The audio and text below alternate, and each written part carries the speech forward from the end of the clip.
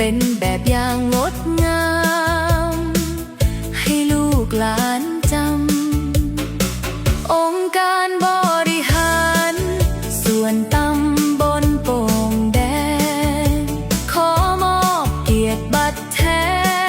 นความดีที่ทำผู้สูงอายุดีเด่นปี69โครงการส่งเสริมเราผู้สูงวัยและครอบครัวพ่อฟักเอ่ยพ่อฟักใจประเสริฐคุณความดีล้ำเลิศเชิดชูงสนตระกูลรอยยิ้มของพ่อคือพลังของบ้า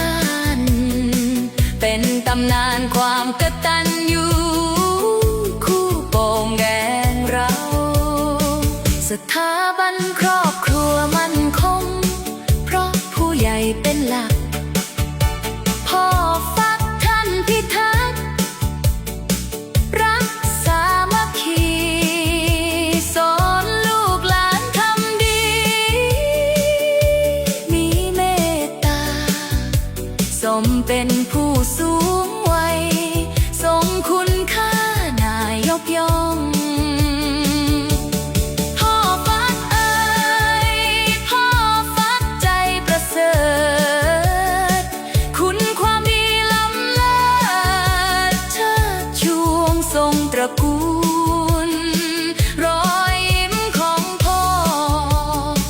คือพลังของบ้าน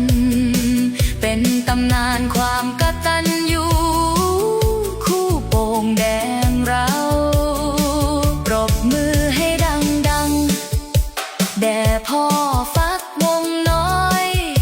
ผู้สูงอายุดีเด่นเป็นหนึ่งตลอดไปโป่งแดงภูมิใจมีพ่อฟักเป็นสีตำ